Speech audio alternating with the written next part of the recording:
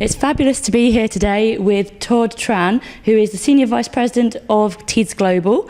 How are you today? I'm good. It's a busy day, but I'm glad to be here. Let's kick off straight away with the news that WFA is looking to regulate adverts. Do you think it's even possible to do that?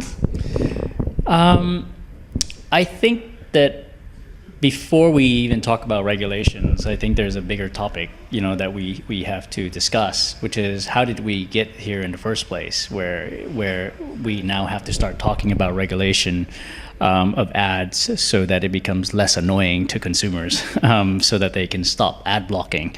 And the fundamental question we have to ask is, why are consumers ad blocking? And I think what's happened is that the advertising industry has come from the mindset that we want to communicate, we want to put an ad in front of a consumer at any opportunity possible so that they can see it. And publishers, on the other hand, are also having the same mindset of trying to monetize their content.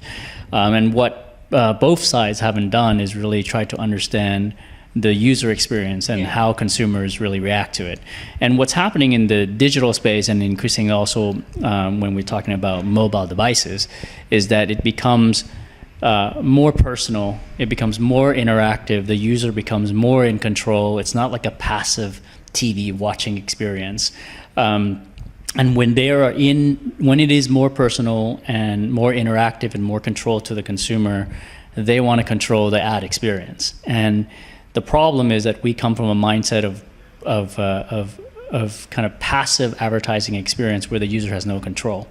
And right now, the user finds it quite annoying when they're interrupted with an ad, in a personal interactive experience. And they want to be able to choose whether they want to watch the ad or not.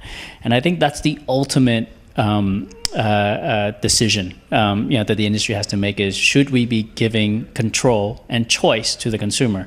We know from our studies that we've done is that the number one factor that we can introduce that would get a consumer to stop ad blocking is to actually just give them the choice as to whether they want to watch an ad or not. And so we believe that the industry has to move to a direction where we give consumers the choice as to whether they want to watch the ad. And that just means to allow them to skip an ad if they don't want to watch it. And the issue is, for example, if you take a look at video advertising, it's dominated by pre-roll ads, which is very much just copying television advertising, where we put a video ad in front of video content, but not allowing the consumer the choice as to whether they want to watch it or not.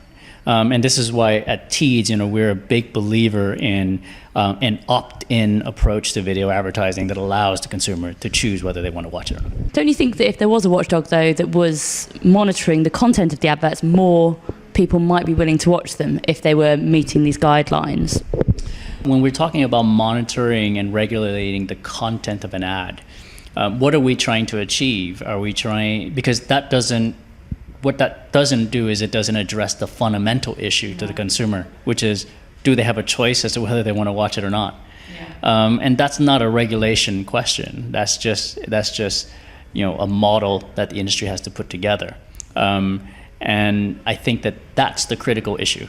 In terms of the content of the ad, it is very regulating it to determine whether or not it's intrusive. It's a very fine line. Who decides that, right? And the content varies so much across different industries and different sectors that it would be, I think, virtually impossible, to regulate something like this. And I think it's really more a wake-up call to the industry that if it's gotten this far, it means that we've been looking at it the wrong way. Okay. Another topic that's been in the news this week has been Mondelez, which is trying to monetize its media investments. And do you think this is a model that others could follow? Yes, I actually am very excited and impressed by what they're doing. I mean, I think if you go back to the question of ad blocking and intrusiveness for the consumer, as we move more and more into a personal media experience on things like mobile devices, and as we become more interactive in our advertising, we find more intrusion into the consumer lives. And what we need to do is to rethink the content and rethink the advertising experience for the consumer, so that instead of interrupting them with something that they may not want to see, is to entice him to watch something that they really want to watch. And so therein lies a spectrum of advertising where you have paid for ads that is a message that's shoved in front of consumer, which is your traditional advertising model, to somewhere in the middle of the spectrum. You now have a development of native advertising, where the ads actually are more fitting with the content of the editorial, which generally is a bit more accepted by consumers and watched more by consumers. And then on the far end of the spectrum, even going beyond native advertising, is actually producing content that is entertainment value, where it is so attractive to the consumers that they actually want to watch it, and you can actually monetize it, right? So it's really taking it from one end of the spectrum to the other. And I think that this is where the consumers are going. And it's really great to see a brand that has really embraced that and kind of, pushed it as far in that direction as possible. Fabulous. Okay, a new news story has been Channel 4's purchase of Barcroft. Have you seen about that? Yes. That kind of follows in a trend of Unruly being purchased by News Corp and others like that. Why do you think media is so interested in buying digital video properties at the moment? I think that the biggest issue there's two things. One is that broadcasters like Channel 4 are obviously starting to see that their consumers are shifting their viewing behavior away from the traditional television set to online and to mobile devices. And when you shift to these other devices, then you move from television advertising to video advertising. And what we see is that consumers, when they're on these devices, they watch a lot on these devices, but in short spurts. And so what's happening is that, and you don't have as many opportunities to put an ad in front of a consumer, because it's all in a pre-roll environment, and you can only put sort of one ad in there in a pre-roll in most cases. So what's happening is that there's a shortage of inventory for a lot of these broadcasters, and they're sold out actually on their video advertising inventory, and so they desperately need to get more content so they can put more ads in there. And professionally produced content, which is the kind of content that Channel 4 does, is incredibly expensive to produce. So one of the ways that a lot of these broadcasters are trying to increase the content at a low cost is to use user-generated content, which is following the YouTube model, because that content is pretty much almost free of charge.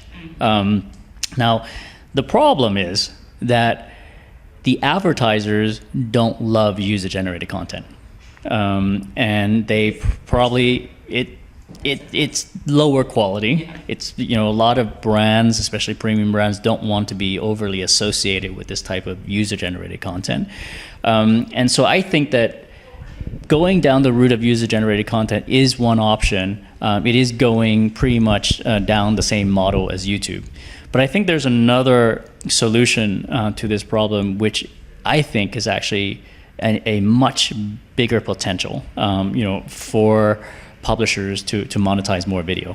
And that is, instead of depending on video content, which is user-generated and lower quality, why not depend on editorial text content that is professionally produced and better quality? So how do you do that? Well, at Teads, what we do is we insert native video ads in between two paragraphs of text written by professionally produced, it's professionally produced content from print publishers.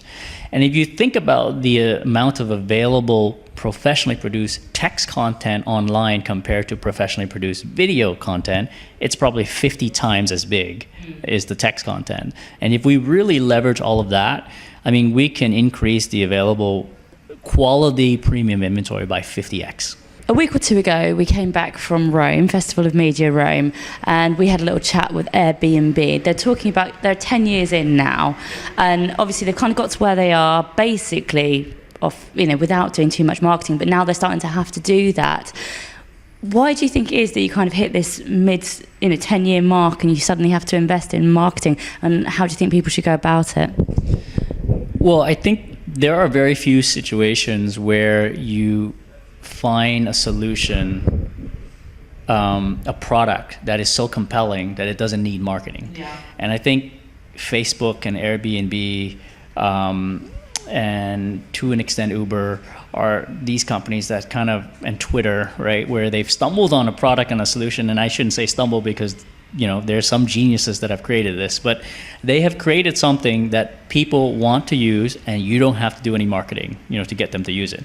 Except when you get to a certain level of saturation and maturity within your company, and you get more and more competition, coming, you will get to a point where, okay, you're now going to have to start advertising. And what a lot of these online companies do is they initially focus on performance advertising, direct response advertising, driving, getting clicks and driving people to the site. And that, I would say, a lot of the tech and online companies are very good at, which is this type of performance advertising.